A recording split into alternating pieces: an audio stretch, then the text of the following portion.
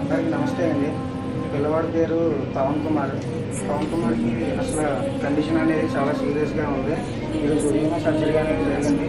పిల్లవాడు బాబాయ్ ఇతను ఇక్కడ లోనకి ఫొటోస్ కానీ వీడియోస్ కానీ ఏమీ అలౌ చేయట్లేదు. బాబు యొక్క ఫొటోస్ చూపిద్దామన్నా సరే మీరు కొంచెం అందరం కూడా కలిసి కొంచెం సపోర్ట్ చేస్తే ఆ బాబు మనం సాయం చేసేటట్టు అవుతుంది.